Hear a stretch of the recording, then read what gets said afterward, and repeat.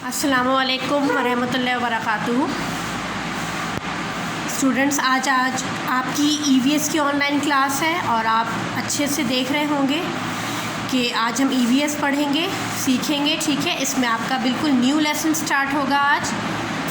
जो पहले लेसन में आपका क्या था, वाटर के बारे में था और हमने देखा, उसमें सीखा कि वाटर कितना हमारे लिए प्रीशियस है और वाटर के सोर्सेज क्या क्या हैं, हमने ये भी सीखा, समझा। और सब्सटेंस में सॉल्यूबल इनसॉल्यूबल के बारे में कि कौन सी चीज़ पानी में घुल जाती है, कौन सी नहीं घुलती है।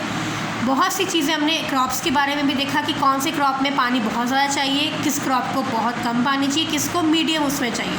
तो अगर वो प्रीवियस वीडियो आपने मिस कर दी तो आप उसको जाके पहले देखें, ताकि आपके एग्ज़ाम के अंदर लेसन जो आ रहा है उसका आपको कॉन्सेप्ट पूरा क्लियर हो जाए। एक मैं इम्पॉर्टेंट इन्फॉर्मेशन और बताना चाह रही हूँ कि आपका ईवीएस के अंदर लेसन नंबर जो 8 है वो नहीं आ रहा है, वो आउट ऑफ सिलेबस है। मैंने इससे पहले आपको मैसेज भी करा था और बताया भी था और सब्जेक्ट्स के बारे में। तो ईवीएस में आपको आज कंटिन्यू कर रही हूँ, तो आपको ये बात बता रही हूँ कि आपका लेसन 8 नहीं आ रहा है, आउट ऑफ सिलेबस है। बहुत बच्चे पूछते हैं, कंफ्यूज रहते हैं, इसलिए मैंने स्टार्टिंग में आपको बता दिया। तो आज हम लेसन नंबर 9 स्टार्ट करेंगे। ओके, टाइम्स ऑफ एमरजेंसी, ये बिल्कुल न्यू लेसन है और बहुत इम्पॉर्टेंट है। ठीक है, आइए इस पढ़ते हैं। Let's start. Times of emergency, chapter 9। Times कहते हैं वक्त को, समय को, जिसे हम रोक नहीं सकते कभी भी।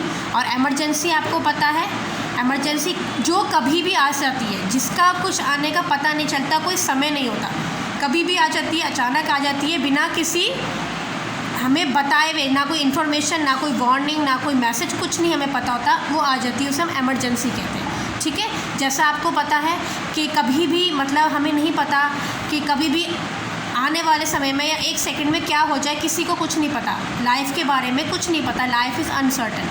कभी भी अर्थक्वेक आ जाए, फ्लड आ जाए या कुछ भी आ जाए, आपदा नेचुरल, तो ये उस लेसन के बारे में जिसे हम पढ़ेंगे। ओके, चलिए स्टार्ट करते हैं। आप पेज नंबर 49 खोल लें और अपनी पेंसिल अपने साथ रखें। Times of emergency. Emergency is a crisis which acquire suddenly without any warning. Emergency क्या है? एक क्राइसिस है, एक परेशानी है। क्राइसिस पे आप अंडरलाइन कराएं। विच एक्योर सडनली, सडनली कहते हैं जो अचानक आ जाती है, ऐसी परेशानी, ऐसी मुसीबत जो अचानक आ जाती है बिना किसी वार्निंग के, बिना किसी अलार्म के, बिना बताए, कोई अचानक से आ जाती है, हमारे पास आगे खड़ी जाती है, उसे हम एमरजेंसी कहते हैं। Emergency can be an accident. Emergency किस किस रूप में आ सकता है? एक्सीडेंट के, बॉम्ब स्केयर, कोई बम फट जाए, स्टैम्पेड ऑफ नेचुरल डिज़ास्टर्स, कोई भी नेचुरल डिज़ास्टर मतलब कुदरती तरफ से, आसमानी तरफ से, ज़मीन की तरफ से कोई परेशानी आया, जैसे सुनामी है, साइक्लोन है, लैंडस्लाइड्स है, फ्लड है और अर्थक्वेक है। सुनामी किसे कहते हैं? जो समुद्र में लहरें उठती हैं, भवंडर से उठता है, सुनामी कहते हैं। साइक्लोन किसे कहते हैं? साइक्लोन उसे कहते हैं जब समुद्र के अंदर जो हवाएं होती हैं वो बहुत ज़्यादा डिस्टर्ब हो जाती हैं, उसको देखकर समुद्र की लहरें डिस्टर्ब हो जाती हैं। लैंडस्लाइड किसे कहते हैं? जब ज़मीन के टुकड़े, ज़मीन के पत्थर गिरने लगते हैं अचानक ही। फ्लड आपको पता है, बाढ़ को कहते हैं। और अर्थक्वेक किसे कहते हैं? भूकंप को, ज़लज़ले को कहते हैं। ओके, तो इन एक्सीडेंट्स के बारे में, इन एमरजेंसी के बारे में, इन नेचुरल डिज़ास्टर्स के बारे में हम इस लेसन में आगे पढ़ेंगे। आगे देखें, डिज़ास्टर्स और कैलामिटीज़। डिज़ास्टर और कैलामिटीज़ तबाही, और डिज़ास्टर कैलामिटी एक ही होता है और इसलिए लगा हुआ है, तो आप इसे अंडरलाइन करें। तबाही को कहते हैं occur due to unpredictable changes in nature that are beyond human control. Unpredictable change मतलब जो हम पता भी नहीं कर सकते, जब कुदरत में ऐसे चेंजेस आते हैं जो इंसान के कंट्रोल के बाहर होता है। ह्यूमन कंट्रोल मतलब इंसान के अपने बस के बाहर। देखिए, अगर फ्लड आ जाए, बाढ़ आ जाए, तो हम कुछ कर सकते हैं? नहीं कर सकते। बस ये है कि उसके लिए हम पहले से तैयारी कर सकते हैं, मगर हम उसे रोक नहीं सकते हैं। ज़लज़ला आ जाए, हम बैठे हुए आराम से और अचानक से ज़मीन हिलने लगे तो क्या होगा? हम उसको रोक तो नहीं सकते ना, वो नेचुरल है, क्योंकि हमारा पेशेंस, हमारी जो अपनी ड्यूटी है वो हम उसको इतना नहीं कर सकते, हम उसे रोक दें, बट हम अपना बचाव कर सकते हैं। Okay, natural calamities such as earthquakes, tsunami, flood, drought एक नया वर्ड है, ड्रॉट कहते हैं सूखा पड़ना, जहाँ बिल्कुल ही बारिश नहीं होती, बिल्कुल सूखा पड़ता है, उसे ड्रॉट कहते हैं। Cyclone and landslides affect Nations all over the world. पूरी दुनिया में, यही नहीं कि हमारे देश में, ये चीज़ें कभी भी आ जाती हैं। आपने देखा होगा कि जापान के अंदर बहुत ज़्यादा तबाही हुई थी पिछले साल। वो जापान में क्यों होता है कि अर्थक्वेक, ज़लज़ले बहुत आ रहे थे, भूकंप बहुत आ रहे थे। इससे क्या हो रहा था, उनके बहुत डैमेज हुआ, उनकी लाइफ, उनकी प्रॉपर्टी बहुत नुकसान हुई है। तो ये चीज़ें कंट्रोल नहीं कर सकते, इसीलिए that's why we are called natural disaster. Okay, इन्हें इसलिए कुदरती आपदा कहते हैं। Natural disaster led to, natural disaster जो है क्या क्या तबाही लाती है, क्या क्या कर सकती है। Number 1, wide spread panic. Wide spread कहते हैं पूरी दुनिया में, वाइड स्प्रेड मतलब पूरा फैला हुआ, पैनिक मतलब दर्द। जब वो आती है कोई तबाही तो पूरी तरफ से तबाही मचा जाती है, पूरी जगह दर्द ही दर्द, तकलीफ़, परेशानी होती है। Loss of lifes, housing and crops, इंसान की ज़िंदगी चली जाती है, घर टूट जाते हैं, क्रॉप्स, अनाज वगैरह सब कुछ ख़त्म हो जाता है। Damage to infrastructure, industry and economy. Damage कहते हैं ख़त्म हो जाना, नष्ट हो जाना, टूट फूट जाना। इंफ्रास्ट्रक्चर किसे कहते हैं आपको पता है? इंफ्रास्ट्रक्चर कहते हैं हमारी जो प्रॉपर्टी है, हमारे फर्नीचर है, हमारा सामान है, उसे इंफ्रास्ट्रक्चर कहते हैं। मतलब अगर कहीं भी तबाही आती है तो ये चीज़ें बर्बाद हो जाती हैं, चाहे वो इंडस्ट्री हो, इकनॉमी हो। इकनॉमी कहते हैं देश की इनकम हो, इंसान की अपनी इनकम हो, ये सब इन चीज़ों पे इफ़ेक्ट पड़ता है। Disruption of transport and communication, transport आने जाने का रास्ता ख़राब हो जाता है, कोई सवारी नहीं मिलती है, कम्युनिकेशन करने का, mobiles, internet service, telecom service, telegraph service, post office service सब तबाह हो जाती है जहाँ पर ये चीज़ें होती हैं। स्प्रेड ऑफ डिसीज़, डिसीज़ किसे कहते हैं? बीमारी फैल जाती है, ठीक है। और एपिडेमिक्स कहते हैं एक बहुत महामारी फैल जाती है। जैसे कि महामारी कैसे होती है? महामारी जब मतलब एक इंसान को दूसरे इंसान से फैलने का खतरा रहता है और वो इंसानी कंट्रोल में नहीं होती, जैसे कि कोरोना वायरस, ये एपिडेमिक है। आजकल ये क्या है? ये एपिडेमिक है, ये महामारी है जिसका अभी तक वैक्सीन मिल रही है, नहीं मिल रही है, कोई पता नहीं चल रहा। कोई कह रहा है, कुछ कह रहा है, बट गॉड नोज बेटर कि ये एपिडेमिक, ये महामारी कब तक जाएगी। मगर हमें इससे बचने के लिए प्रिकॉशन ज़रूर करने चाहिए। Okay, though we can not prevent such natural calamities, हम इसको क्या नहीं कर सकते, ऐसी आपदाओं को रोक नहीं सकते। It is possible to be prepared, मगर पॉसिबल क्या है?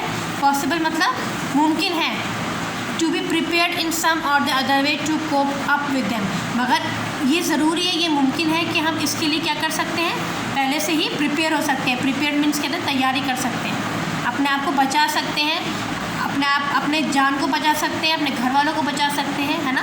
हम इसके लिए हम इसे रोक नहीं सकते, बट अपने आप को बचा सकते हैं। देखिए नंबर 1 क्या है? अर्थक्वेक, भूकंप। आप लिख लें इसके नीचे, भूकंप, ज़लज़ला। ओके, भूकंप, ज़लज़ला। आगे देखिए आपको अर्थक्वेक की एक पिक है, आपको दिख रहा होगा किस तरह से हर चीज़ टूटी पड़ी है, मलबा गिरा पड़ा, ये अर्थक्वेक है।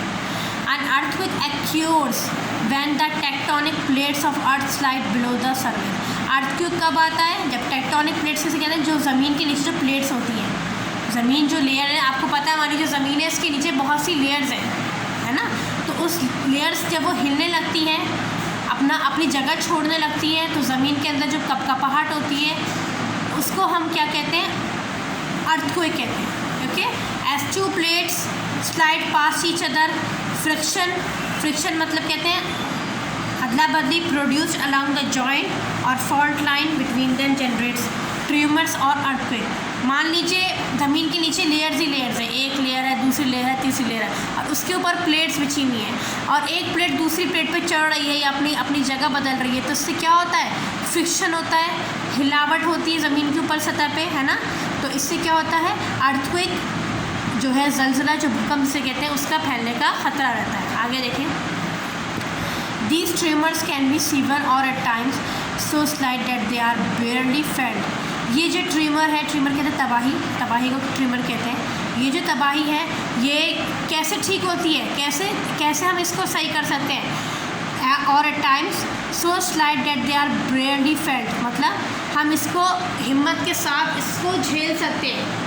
अगर हमारे अंदर हिम्मत और हमें पता हो कि क्या करना है, तो हमें अगर नॉलेज ही नहीं हो तो हम कुछ नहीं कर सकते। ओके, आगे देखें आप, it result in the destruction of life and property. इसका क्या परिणाम होता है जब ये अर्थक्वेक आता है? हमारा डिस्ट्रक्शन है, तबाही हो जाती है, बहुत लोग मर जाते हैं, तब दब जाते हैं, और हमारी जो प्रॉपर्टी वगैरह है, जो संपत्ति है, हमारे घर, हमारे स्कूल्स, हमारे कॉलेजेस, हमारे रेलवे स्टेशन, ये सारी पब्लिक प्रॉपर्टी है, ये चीज़ें भी तबाह हो जाती हैं अगर बहुत बड़े स्केल पर अर्थक्वेक आए। Okay, we can measure an earthquake on the Richter scale. आप अर्थक्वेक को, जैसे आप पता है आपको जब बुखार होता है अपना टेम्परेचर कैसे नापते हो?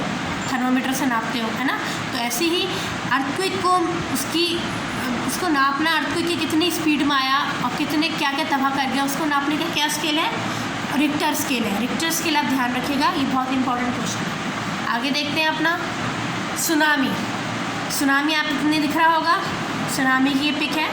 Whenever there is a severe earthquake in the ocean floor, अभी आपने पढ़ा अर्थक्वेक के बारे में जब ज़मीन के नीचे प्लेट्स पर हो, मगर अब ये जो सुनामी है ये ज़मीन तो है, मगर वो ज़मीन कहाँ पर है? ओशन है, समुद्र है।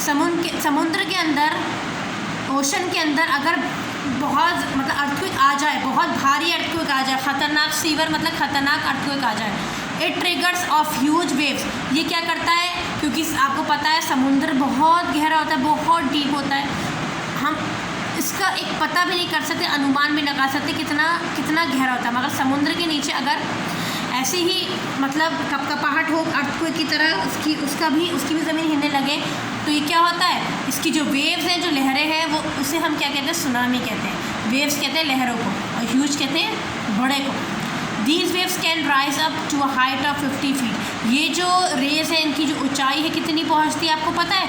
50 फीट, 50 फीट तक इसकी जो लहरें हैं, जब समुद्र के नीचे अर्थक्वेक आता है, ऊंचाई तक जाती हैं लहरें। And cause havoc in the shallow waters damaging the coastal area. और इससे क्या होता है? जो पानी जो जितना गहरा होता है उतनी ऊंची लहरें जाती हैं, और आसपास का जो कोस्टल एरिया किसे कहते हैं? जो आसपास का एरिया होता है, जो आसपास की झोपड़ियाँ होती हैं, आसपास की जो ज़मीन होती है, वो क्या हो जाती है? डैमेज हो जाती है, ख़त्म हो जाती है, नष्ट हो जाती है। तो ये सुनामी था। आगे देखते हैं लैंडस्लाइड। लैंडस्लाइड आपको दिख रहा है, ये पिक्चर है माउंटेन्स की, पहाड़ी इलाके की। अगर ये पहाड़ गिरने लगते हैं, टूटने लगते हैं, भारी भारी पहाड़ है आपको पता है, तो ये टूटने से क्या होता है? इसे हम लैंडस्लाइड कहते हैं। Landslide are caused by large amount of earth, rock and other material moving down a steep slope. Landslide कैसे होता है? जब अर्थ का, ज़मीन का कोई बड़ा टुकड़ा या पहाड़ की चट्टान या फिर कोई अदर मटेरियल, कोई भी ऐसी चीज़ गिरने लगे, फिसलने लगे, उसे हम क्या कहते हैं? लैंडस्लाइड कहते हैं। आगे it occurs when a layer of earth और रॉक सेपरेट। ये कैसे होता है? जब अर्थ जो है, ज़मीन की परत जो है, मान लीजिए पहाड़ की परत हट के गिर जाए या चट्टान गिर जाए, अलग हो जाए, तो ये क्या होती है? ज़मीन पर आ जाती है, अचानक ही अपने आप ही होता है। It can be highly destructive, और ये बहुत ज़्यादा ख़तरनाक होती है, क्योंकि बहुत ऊंचाई से पहाड़ की चट्टानें गिरने लगती हैं, और जो भी इसके नीचे आता है वो ख़त्म हो जाता है, सारा रास्ता ब्लॉक हो जाता है, रोड्स ब्लॉक हो जाते हैं, ब्रिजेस ब्लॉक हो जाते हैं। आगे देखें साइक्लोन। साइक्लोन किसे कहते हैं? आप देखें, मैंने अभी आपको बताया था, साइक्लोन ये होता है बवंडर टाइप में समुद्र के अंदर जो हो रहा है, ठीक है। Cyclones usually start in the sea and the wind move cyclically around, cyclic पे अंडरलाइन करें, around the low pressure area. Cyclones किसे कहते हैं? ये सी में होता है। सुनामी जो था वो महासागर में था। सी, देखो सी जो होता है, आपको ये मैं बात बता दूं कि रिवर जो होती है वो छोटी होती है, रिवर से बड़ा होता है सी, समुद्र, और सी से बड़ा होता है ओशन, महासागर, ठीक है। तो जो महासागर में जो सुनामी आती है वो महासागर में आती है, मगर साइक्लोन जो होता है वो सी में होता है। जब सी का जो हवा जो है, ऊपर जो हवा है आसमान में, वो मूव करने लगती है, घूमने लगती हैं, तो वो इतनी स्पीड में होती है कि पानी भी घूमने लगता है, और ये लो प्रेशर से घूम कर ये तबाही मचा देता है। ये लाइफ को ख़त्म करता है, प्रॉपर्टी ख़राब पूरी ख़त्म हो जाती है, और जो आसपास के जो एरिया होते हैं समुद्र की तरफ, उसमें भी बहुत परेशानी होती है। Cyclones that form over warm oceans are called tropical cyclones. जो वार्म ओशन मतलब जो गर्म समुद्र होते हैं, जहाँ पानी होता है, उसको हम कहते हैं ट्रॉपिकल साइक्लोन, ठीक है ना। क्योंकि कुछ जगह, कुछ समुद्र ऐसे होते हैं जहाँ पर बर्फ़ होती है आसपास, तो वो अलग होता है। In the Atlantic ocean, Atlantic मतलब जहाँ बर्फ़ होती है, मैं आपको बता रही थी, ये साइक्लोन क्या कहलाते हैं? ह्यूरिकेन्स। ध्यान रखिएगा, जहाँ अटलांटिक ओशन होता है, अटलांटिक जो ओशन होता है उसमें जो अगर साइक्लोन आ जाए तो ह्यूरिकेन होता है, और साइक्लोन अगर मान लीजिए वार्म ओशन में आ जाए तो उसे हम ट्रॉपिकल साइक्लोन कहते हैं। In the western Pacific ocean, देखिए ओशंस आपको पता है दुनिया में महासागर कितने हैं। पैसिफिक ओशन है, आर्टिक ओशन है, अटलांटिक ओशन है, साउदर्न ओशन है, ठीक है, आपको पता है। तो इसमें से अटलांटिक ओशन में जो अगर साइक्लोन होता है तो वो ह्यूरिकेन कहलाता है, और ऐसे ही अगर पैसिफिक ओशन में अगर साइक्लोन आता है महासागर में, ये बहुत बड़े बड़े महासागर हैं दुनिया के, ठीक है, इसमें बहुत ज़्यादा डीप पानी है तो उसे टाइफॉन्स कहते हैं। क्या कहते हैं? टाइफॉन्स कहते हैं। ध्यान रखेगा, ह्यूरिकेन्स अटलांटिक के लिए और पैसिफिक के लिए टाइफॉन्स। आगे देखें आप, फ्लड किसे कहते हैं? आप देखें, फ्लड कहते हैं बाढ़ को। आप बाढ़ लिख लें यहाँ पे। Too much rains causes flood, बहुत ज़्यादा बारिश होती रहती है, रुक नहीं रही है, रात दिन हो रही है, 3-4 दिन तक लगातार हो रही है, उससे वो क्या होता है? फ्लड का रूप ले लेता है। The heavy rainfall causes rivers to overflow कहते हैं, पानी ओवरफ्लो हो जाता है, ऊपर तक आ जाता है। जब नदियों का पानी पूरा भर जाता है, नदी में तो ऐसे ही पानी ऊपर से और आसमान से पानी आ जा रहा है तो वो ओवरफ्लो हो रही है ना। The water flows on to land and submerges villages, पानी क्या होता है? वो ज़मीनों पर आ जाता है, नदी का पानी ज़मीनों में आ जाता है, और ये क्या होता है? विलेजेस वगैरह को, जो गांव वगैरह सबमर्ज हो जाते हैं। सबमर्ज मतलब डूबने लगते हैं, डूबना। टाउन्स और सिटीज़ जो आसपास के शहर हैं वो भी डूबने लगते हैं। These causes extensive damage to life and property, इससे क्या होता है? देखो आप पिक्चर में देख रहे हो कितना पानी भरा हुआ है। इंसान की खेती बाड़ी, इंसान के घर, स्कूल्स वगैरह सब तबाह कर देती है। पानी भर जाता है, ना लाइट होती है, ना कुछ कर सकता है इंसान, पूरा पानी भर जाता है, ठीक है। Farmers often lose their crops during flood, और किसानों को बहुत नुकसान होता है क्योंकि उनकी जो फसल है वो क्या होती है? वो तबाह होने लगती है, पूरी ख़राब हो जाती है, पूरा खेत में पानी भर जाता है। ओके, आगे हम देखते हैं फॉरेस्ट फायर मतलब जब जंगल में आग लग जाती है। फॉरेस्ट मीन्स जंगल, फायर मीन्स आग लगना। ये भी एक नेचुरल डिजास्टर है। Sometimes a fire breaks out in a forest due to lightning और due to dry leaves and twigs rubbing against one another during extreme heat condition. कभी कभी ऐसा होता है कि आग क्या करती है, वो जंगल में भी लग जाती है। कैसे? या तो बिजली की तेज़ कड़कने से, आपको पता है बिजली जब कड़कती है तो वो जब जंगलों पे गिरती है, पत्तों पे गिरती है, तो उससे क्या होता है? जहाँ गिरती है वहाँ आग लगने का खतरा होता है। और जब बहुत गर्मी होती है जंगलों में, आपने सुना भी होगा अफ्रीका के जंगलों में बहुत आग लगती है। ऐसी आग लगती है कि आग बुझाना मुमकिन छोड़िए, इंसान मतलब 10-11 दिन तक आग लगी होती है। इतना गर्म अपने आप उसका क्लाइमेट बढ़ जाता है अफ्रीकन की फॉरेस्ट का।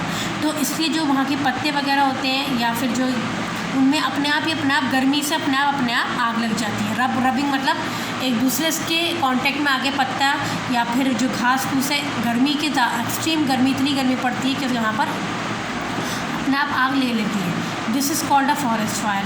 सच a fire causes major damage to both animals and plant. इससे क्या होता है?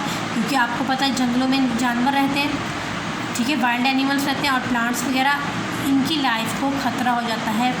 बहुत जानवर बेचारे मर जाते हैं, उन्हें समझ में नहीं आता कहाँ भागे, और पेड़ पौधे, पत्ते वगैरह, बड़े बड़े प्लांट्स वगैरह सब कुछ ख़त्म हो जाता है। तो ये क्या होता है? Forest fire. ओके, आगे देखें प्रिकॉशंस ड्यूरिंग एमरजेंसीज। अगर मान लीजिए ये चीज़ें आ जाएं, ये हमारे सामने ये चीज़ खड़ी हो जाए और अचानक ही, तो हमें क्या प्रिकॉशंस मतलब क्या सेफ्टी, क्या बचाव कहते हैं, इमरजेंसी में क्या करना चाहिए? देखिए आप, it is important to keep all the emergency numbers, hospital, police station, fire brigade, ambulance, chemistry listed in a diary to call in severe situations कहते हैं जब हमारे पास मुसीबत पड़ती है। अगर ऐसी कोई इमरजेंसी आ जाए तो हमारे पास हॉस्पिटल का नंबर होना चाहिए, पुलिस स्टेशन का नंबर होना चाहिए, अगर मान लीजिए फायर ब्रिगेड आग लग जाए जब उसका नंबर होना चाहिए, एम्बुलेंस का नंबर होना चाहिए, केमिस्ट का नंबर, इन सब का नंबर होना चाहिए। और हमें से कहाँ रखना चाहिए? डायरी में रखना चाहिए। ये नंबर बहुत इंपॉर्टेंट है, ये इमरजेंसी में आते हैं, कभी भी किसी को ज़रूरत पड़ सकती है। तो अपने आसपास जो चीज़ें हैं, हॉस्पिटल है, पुलिस स्टेशन का नंबर है, चोरी चकारी हो गई है या कुछ लूटपाट हो गई है ना, तो केमिस्ट का दवाई वगैरह, तो इन चीज़ों का नंबर ज़रूर होना चाहिए, ठीक है। तभी हम क्या कर सकते हैं?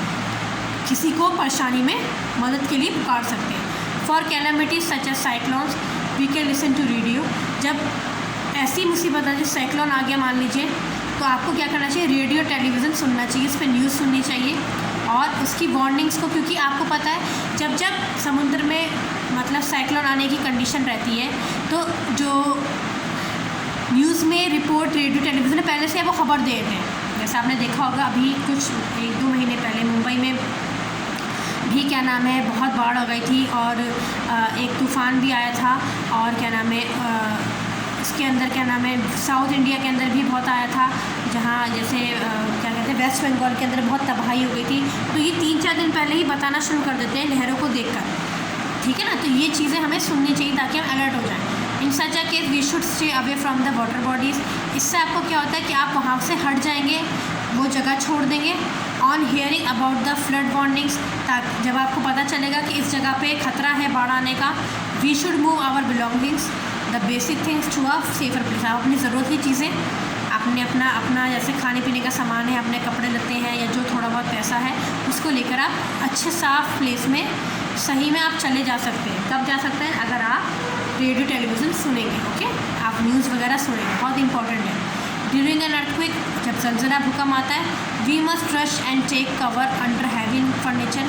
अगर मान लीजिए अचानक से हम बैठे हुए और ज़लज़ला सा आ जाए तो आप एकदम से भागिए और अपने सर को बचाइए, अपने सर को किसी फर्नीचर के किसी टेबल के नीचे जाए, किसी खुली जगह पर आ जाइए, भीड़ भड़के वाले एरिया से हट जाइए, ठीक है। आप ऐसा करें तो आप क्या कर सकते हैं, जैसे कि बेड है, टेबल है, इसके नीचे अपना सर छुपाइए, क्योंकि सर आप अपना प्रोटेक्ट करेंगे, क्योंकि आपको पता है सर ही सबसे ज़्यादा डेलिकेट होता है बॉडी, ठीक है ना। सर पे कोई चीज़ नहीं गिरनी चाहिए, इसलिए आप अपने हेड को बचाने के लिए अपने आप को कवर करेंगे। आप देखें, आप ये चीज़ और देख लेते हैं हम, हेल्प ड्यूरिंग एमरजेंसी, मदद के लिए क्या क्या कर सकते हैं हम हमारे एमरजेंसी कंडीशन में, जब हमें परेशानी, तो कौन मदद के लिए आ सकता है। आगे देखें, ड्यूरिंग टाइम्स ऑफ एमरजेंसी, मुसीबत के समय, परेशानी के समय, the government has well as local people help the homeless people. Homeless मतलब जिनके घर नहीं होते, तबाह हो जाते हैं। विक्टिम्स कहते हैं जिन पे ये आपदा बीतती है ना, जो पीड़ित होते हैं, पीड़ित जहाँ जैसे अर्थक्वेक आ गया तो जिनको परेशानी हो गई, जिन्होंने ये अर्थक्वेक झेला है या फ्लड जिन्होंने झेला है, तो ये विक्टिम्स हो गए, ऐसे लोग को विक्टिम्स कहते हैं, ठीक है ना, पीड़ित। Victims of the calamity by providing food. जब हम ऐसा कोई चीज़ आती है, परेशानी आती है, तो सबसे पहले जो लोग जो बेघर हो गए हैं, जिन पर ये परेशानी बीती है, मुसीबत आई है, तो उनको हमें खाना देना चाहिए, उनको घर देना चाहिए और उनको कपड़े वगैरह मेडिसिन प्रोवाइड करनी चाहिए। तो ये संस्था है, ये ऑर्गेनाइजेशन है बहुत बड़ी बड़ी जो दुनिया में चलती हैं, ठीक है। ये सबसे बड़ी 3 हैं, वैसे तो बहुत है, वैसे आप इनको याद रखें, यूनिसेफ, क्राई और WHO को तो आप नाम भी जानते होंगे, क्योंकि न्यूज़ में आजकल बहुत आ रहा है कोरोना वायरस के ऐसे कि आपको कब तक क्या करना है। WHO के ऑर्डर से ही आपको पता है स्कूल्स वगैरह खुलेंगे, जब WHO नहीं कहेगा कि किस कंट्री के अंदर क्या सिचुएशन, जब तक, क्योंकि यही संस्था आपको बताते हैं पूरे दुनिया के अंदर क्या करना है। Government and many non governmental organisation, government आपको पता है सरकारों के अंदर, जो नॉन गवर्नमेंट होते हैं, जो सरकार ने चलाती है, मगर वो भी NGO होते हैं, वो भी लोगों के लिए काम करते हैं, ठीक है ना, मगर वो सरकार नहीं चलाती, ठीक है। वो संस्था होती है, वो लोगों के हित के लिए काम करती है, मगर वो गवर्नमेंट नहीं चलाती, इसलिए वो NGO कहलाती है। Play a major role in providing relief and support to the people, वो क्या करती है, सबसे अहम रोल होता है उनका क्या करने का, लोगों को रिलीफ मतलब उनको उनकी परेशानी को दूर करने का, उनको सपोर्ट करने का। सम ऑर्गेनाइजेशन सच एज, अब देखो कुछ ऑर्गेनाइजेशन जैसे मैंने आपको बताया यूनिसेफ की फुल फॉर्म क्या है, United Nations children's fund, United Nations children's fund, ये यूनिसेफ की फुल फॉर्म है। इंडियन रेड क्रॉस भी एक ऑर्गेनाइजेशन है। चाइल्ड रिलीफ यू मतलब क्राई की फुल फॉर्म है, ठीक है, ये बच्चों के लिए संस्था हित में काम करती है। आगे देखें आप, आगे यहाँ पर देखें, यहाँ पर आप देखें वर्ल्ड हेल्थ ऑर्गेनाइजेशन बहुत इंपॉर्टेंट है, WHO जिसे कहते हैं। कम फॉरवर्ड, ये संस्थाएं जो हैं UNICEF, WHO, cry, Indian Red cross, ये आगे आती हैं लोगों की मदद के टाइम पे, मुसीबत के टाइम पे, ठीक है।